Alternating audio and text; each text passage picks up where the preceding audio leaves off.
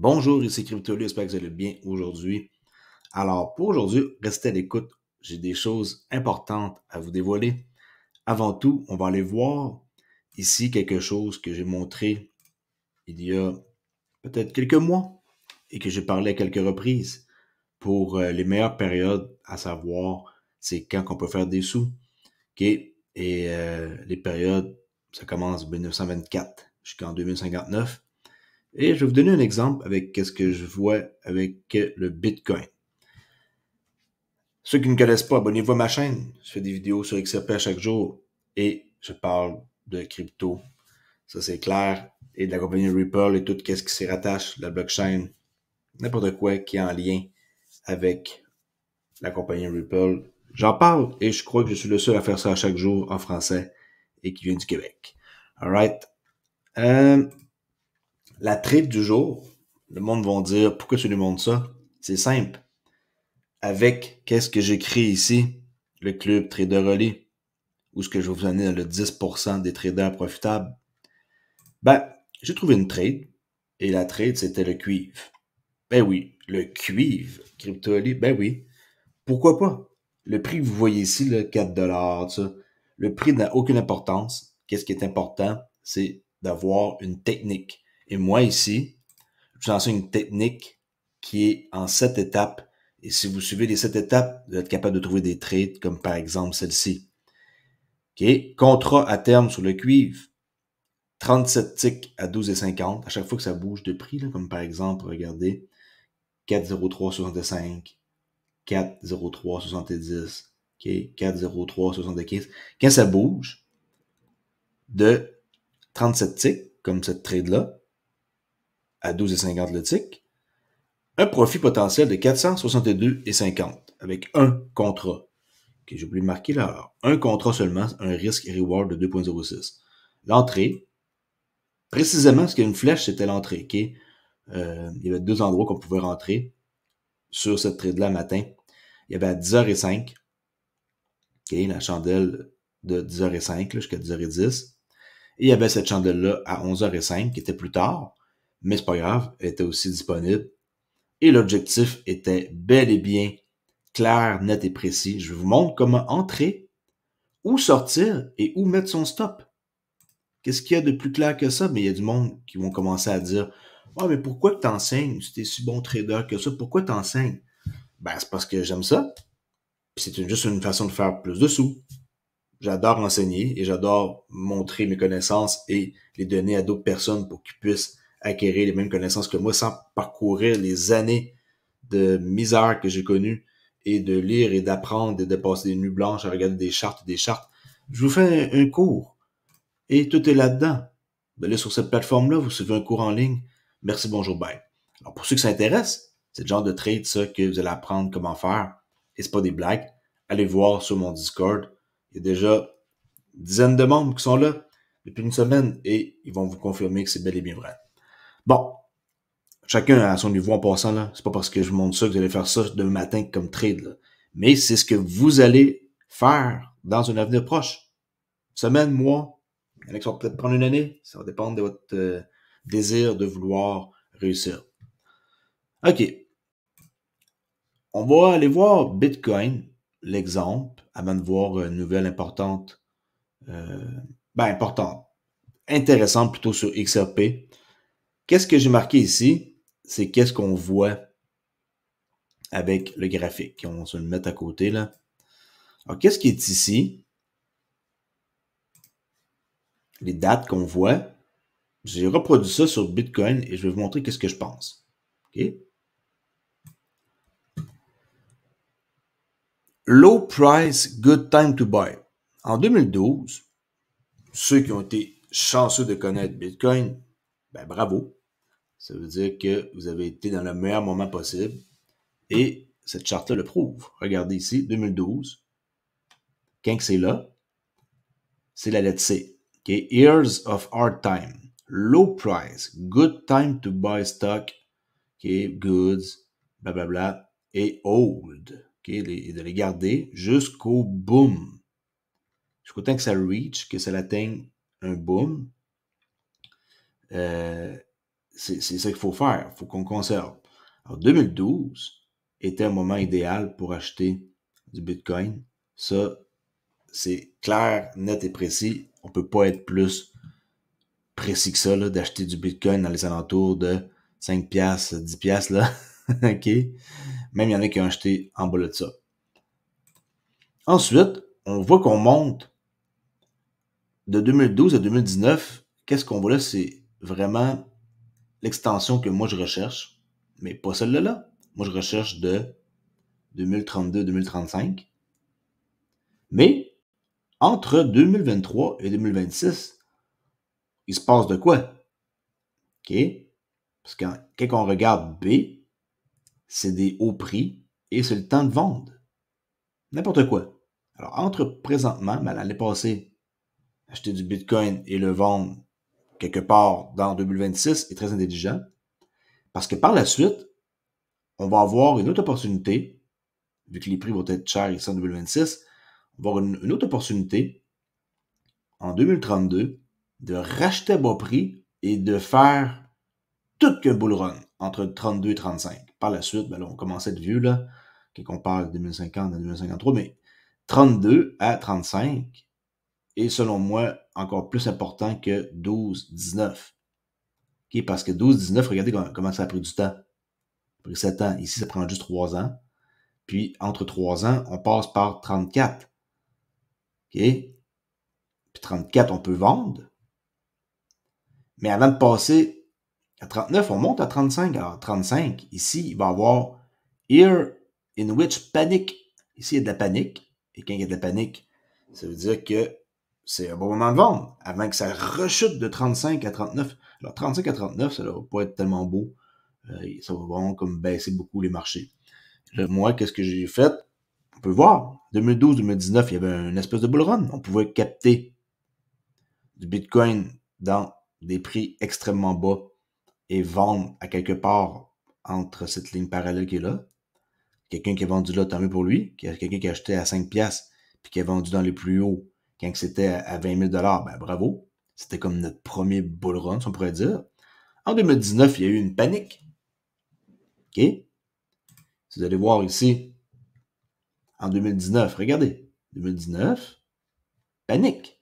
Here in which panic have occurred and will occur again. C'est des cycles. La vie, c'est des cycles. Pas parce qu'on parle de Bitcoin qu'il n'y a pas de cycle dans le Bitcoin. Il y a des cycles dans tout. Je vais juste appliquer les cycles qui sont là. Je les mets dans Bitcoin. 2019, panique. Après la panique, on sait qu'est-ce qui s'est passé. Ensuite, qu'est-ce qui est ici? On peut appeler ça un mélange de bull run et de panique entre 2019 et 2023. OK? 19 à 23, regardez. Ça vient topper ici la panique et il se passe une tonne de choses entre 19 et 23. Et c'est quand même pas beau qu'on voit là. Imaginez quelqu'un qui a acheté puis qui n'a pas réussi à vendre.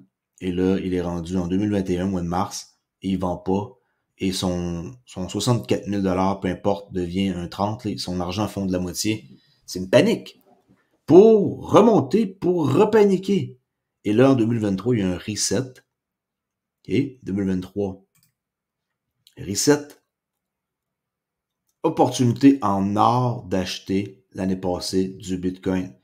Et ça fait du sens. Parce que le Bitcoin en 2023, c'était la meilleure occasion pour l'acheter. Supposons, on va voir à peu près dans les alentours de janvier, le début, là. On pouvait acheter du Bitcoin pour pas trop cher. Dans les eaux de 23 000. OK? Et là, on a un bull run de 23 à 26. 23 à 26, un bull run. OK? Mais en même temps, on va accumuler. Fait que les institutions, là, et les BlackRock de ce monde aussi qui vont accumuler comme pas possible du Bitcoin. On peut voir ce qu'ils ont fait depuis janvier. C'est incroyable. Juste les ETF détiennent 5% de la supply de Bitcoin. Imaginez qu'est-ce qu'ils vont avoir comme quantité dans une année ou deux ou trois. Incroyable. Ça va être malade. Il y a encore le temps de rentrer. Pas parce que le prix est haut que c'est pas le temps de rentrer. Mais, honnêtement, l'occasion était pour 2023.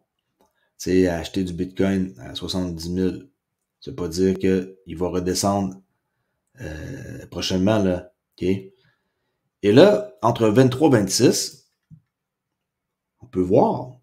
OK, on monte. Et là, 26 à 32. Il y a un bon moment ici, il y a un 6 ans entre 26 et 32. C'est pour ça que moi, je parlais du XRP. Le meilleur moment pour l'acheter, c'était comme genre l'année passée ou cette année. OK? Et là, on va rider la wave, OK? La vague, jusqu'en 2026. Là, c'est pas précis, parce qu'on sait pas. C'est entre janvier et 31 décembre 2026. C'est long une année. Il faut être malin et profiter d'un bull run d'ici la fin de l'année 2026 pour pouvoir vendre une partie de nos XRP. Okay? Pas toute, une partie, entre 23 et 26. Parce qu'il va y avoir un bull run plus d'accumulation. Et là, entre 26 et 32, on va avoir une distribution qui va se faire, qui va durer très longtemps. Et on va avoir, selon moi, l'occasion la plus extraordinaire de tous les temps avec l'adoption en masse de tout ce qui est de blockchain, tokenisation qui va être très rendu évolué en 2032. Et là, ça va être l'occasion unique. Pas unique parce qu'on a eu unique en 2012 et en 2023, après le reset, de racheter. Mais l'occasion, d'après moi, la plus exceptionnelle va arriver pour 32. Et là, 32, on voit très bien que c'est le meilleur moment pour acheter. Il y en avait 12, 23, 32. Sinon, on va devoir attendre 39. Ça commence à faire loin, là. Alors, 32. Là, vous voyez, ça monte direct à 35. Oui, à 34, il y a une petite mini-vague. Mais, on va monter de 32 à 35 direct. Regardez, c'est différent. Ça, ici, c'est pas pareil à qu'est-ce qu'on voit là. On a un mini-cycle dans un grand cycle. Qu'est-ce qu'on a connu en 2012 jusqu'en 2019? C'est exceptionnel, acheter du Bitcoin à 4-5$ puis la revendre à 8000. OK, c'est combien? Puis la revendre à, mettons, vous étiez chanceux, là, dans les, pas 8000, 2012 à 2016, j'ai dit. Attendez un instant. 12 à 16. OK, 12 à 16, c'est ici. OK. Ben, vous l'achetez à 100$, vous le revendez à 600. C'est quand même intéressant. OK. Mais, c'est un mini-cycle. 12 à 16, c'est un mini-cycle. Ça se peut que 23 à 26 soit intéressant, mais attendez-vous pas à quelque chose de peut-être immense. Le plus gros cycle, il était 12-19 et le prochain 32-35.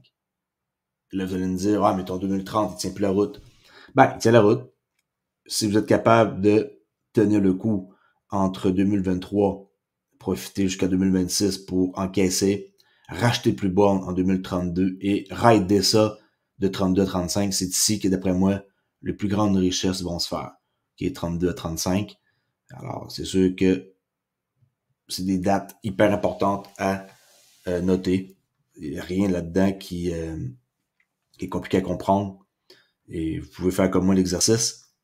Et le vrai bull run, même si ça n'était ici, et qu'il y en avait un autre ici, après le reset, accumulation, et qu'on va distribuer, ben, le vrai, selon moi, c'est 32-35. C'est ici qu'il va y avoir le plus d'argent et l'adoption qui va être rendue à son pic.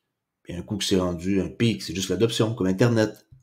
C'est juste plus de monde qui l'utilise. Mais il y a un pic, là, c'est comme, oui, il y a toujours plus de monde, mais on a atteint un niveau comme, c'est pas plateau, mais on a atteint un niveau comme, que ça va jamais rebaisser.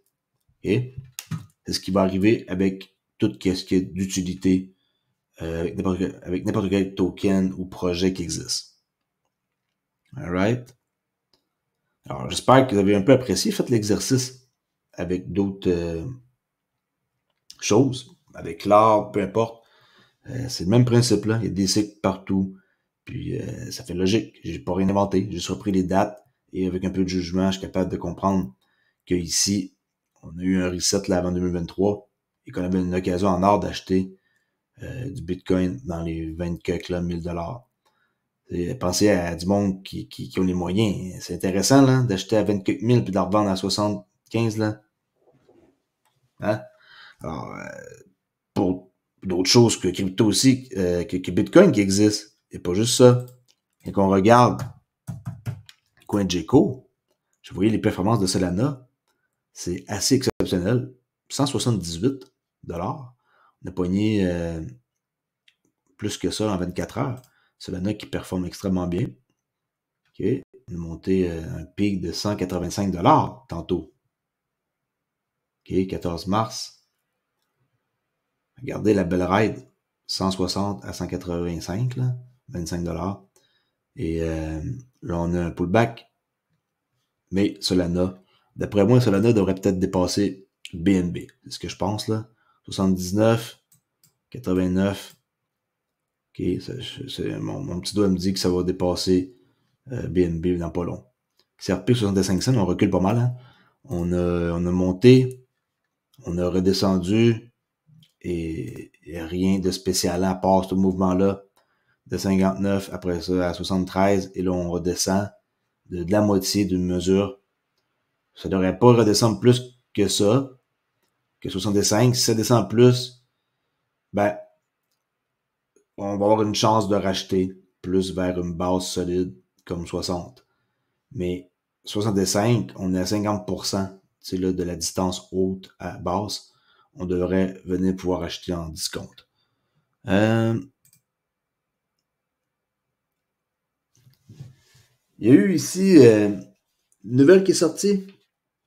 Vous savez, avec Craig Wright, là, le fameux gars qui dit que c'est lui qui est Satoshi Nakamoto, tout ça. Alors, le juge a dit que Craig Wright est pas l'auteur du white paper du Bitcoin. Il est pas Satoshi. Il est pas le créateur de Bitcoin. Et il est pas non plus l'auteur de la blockchain Bitcoin. Et là, on voit David Schwartz qui mentionne l'alternative la plus plausible est que Greg n'est pas Satoshi. Il avait dit ça, lui, le 6 mars. Okay. Et ça, c'est sorti aujourd'hui. La preuve est que Craig veut que les gens croient qu'il est Satoshi, qu'il n'a pas pu prouver et qui serait facilement capable de le prouver si c'était vrai. Quelqu'un qui dit que c'est lui, si c'était vrai, il pourrait le prouver d'une façon unique. Et lui, David Schwartz, ben, c'est ce qu'il dit. C'est ce qu'il a dit le 6, mais là, le 14 du 3, aujourd'hui, BitMEX Research mentionne que le juge, après son a fairly long judgment, ben, il est arrivé à la conclusion avec évidence que c'était pas lui du tout. On peut voir à quoi il ressemble. On l'avait vu tantôt, j'avais une photo de lui. Je sais pas ce qu'il est rendu. Attendez. Ben, si vous voulez voir Craig Wright. Je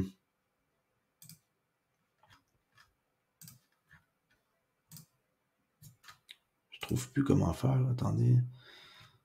OK. Pas si on va le voir en photo. On le voyait.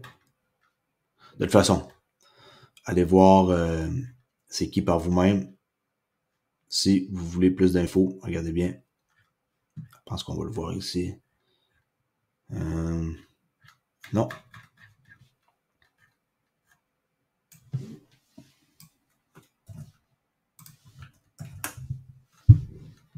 C'est le gars qui est là. Il en a même parlé chez nous, là, dans un bulletin de nouvelles. Et oui, c'est un informaticien, oui, c'est un entrepreneur, blablabla, australien, mais il se fait passer pour lui. Puis c'est la réponse est non. Et un juge britannique estime que Craig Wright n'est pas le créateur de Bitcoin. Lui, là, il n'a pas de l'air très très gentil en tout cas. Mais c'est ça. Il y en a qui veulent en savoir plus. Puis moi je trouve que c'est un peu du n'importe quoi là, de faire une nouvelle et de trancher que c'est pas lui là, qu'on sait que c'est une invention du gouvernement. Quoi d'autre? Ma vidéo est déjà à 19 minutes. Je vais vous montrer quoi d'autre. Ah oui, ben la nouvelle sur XRP. En quoi qu'ils ont annoncé la promotion de 2 leaders chevronnés au sein de l'équipe de leur direction. Et c'est qui? Il y a John Billich directeur financier, et Marielle Kelly, vice-présidente principale. Et regardez, c'est qui? Cette femme-là est employée chez Ripple depuis 2020. Mais là, une promo. Et regardez pour qui elle a travaillé avant. Une ex-employée de Tesla entre 2016 et 2018. Et on a aussi John Bilish, qui était qui en a employé depuis quand même un bon bout de temps chez Ripple depuis 2016. Et regardez pour qui il a travaillé. Morgan Stanley, my God. Hein? On sait qu'eux autres, ils payent une tonne d'amendes là, pour des fraudes. Alors, Morgan Stanley, entre 2007 et 2012, maintenant, il y a eu une promo. Et c'est ça. On peut voir ça sur cette photo-là. Allez faire des recherches si vous voulez en savoir plus sur cette femme-là et cet homme-là. Tout est là. Et vous pouvez aller voir leur LinkedIn pour voir leurs nouvelles fonctions. Alors, félicitations. Ils ont fait une nouvelle là-dessus. Ripple et un article complet. Relever la barre en matière de talent chez Ripple. Et là, il nous parle d'un article et du gars et de la femme, qui Bilish et Kelly ne sont que deux exemples qui soulignent l'importance d'investir dans les grands talents et d'encourager les leaders émergents. Et ils vont apporter quoi, vous pensez, à la compagnie? OK? Je vous mets le lien dans la description. Allez faire un tour et cliquez sur l'équipe de la direction. Regardez, leadership, c'est qui? CEO, CTO, présidente, chef financier officiel, il est là, qui est John Bilish. Ça, c'est du monde qui sont toutes la compagnie. Et on a Marielle Kelly, qui est senior vice-président pour People and Place. Si vous cliquez sur son image, il y aura une petite description. Puis, vous pouvez voir qu'elle a fait des bons accomplissements. Alright. Et pour finir, une vieille vidéo que j'ai trouvée de Michel Bond, qui était pour Ripple. Regardez bien qu'est-ce qu'il dit par rapport à XRP. Quoique le FCA, le Financial Conduct Authority, a dit que c'était à la fois un jeton utilitaire et un jeton d'échange. Regardez. Trouvez ça, j'avais jamais vu cette vidéo-là, qui date de 2019. La Financial Conduct Authority, c'est exactement ce qu'elle a fait. En fait, lorsque je parlais simplement de la définition de l'actif numérique, puis des 3 jetons, c'est exactement ce que la FCA vient de faire dans ses directives révisées. Et en fait, je pense qu'ils ont fait un très bon travail en définissant, vous savez, quels actifs numériques entrent dans quelle catégorie et XRP, par exemple, possède les attributs à la fois d'un jeton utilitaire et d'un jeton d'échange, ce que nous pensions, vous savez, était la bonne approche et claire. Alors, that's it. N'oubliez pas, XRP a été sélectionné. Ça a toujours été le cas. Puis ceux qui vont attendre vont être récompensés et je suis sûr et certain que vous allez revenir plus tard sur ma chaîne pour me dire « Wow, t'avais raison, CryptoAli, t'as tenu le coup, t'as fait des vidéos à chaque jour et bravo. Moi aussi, j'ai embarqué, puis moi aussi, puis je vais avoir plein de monde, je suis sûr et certain, qui m'ont suivi et qui me suivent, qui vont penser pareil. » Alors, juste pour vous dire que si vous cherchez les liens par rapport à tout ce que je montre, allez ici, sur ma chaîne YouTube, et vous cliquez, et tout est là. Vous voulez suivre une formation crypto gratuite, vous allez là. Vous voulez une clé DCEN, vous cliquez là pour protéger votre crypto. Vous voulez suivre mon cours que je viens de faire, et que vous voulez faire partie du monde, du club Trader Relais et être membre, allez là. Mes Discord, ils sont ici. Crypto Relais, Trader Relais, toujours gratuit en passant. OK? Et mon autre chaîne, j'ai aussi une autre chaîne où je parle de trading qui s'appelle Trader Relais. Même affaire que mon club. D'ailleurs, sur le Discord, il y a un salon privé et vous allez venir dans le salon privé pour pouvoir discuter avec moi à chaque jour. N'oubliez pas, le prix est là. On peut payer par crypto, par PayPal, par carte de crédit, une plateforme sécurisée. Faites partie de ma gang, vous n'allez pas le regretter. Merci, ciao!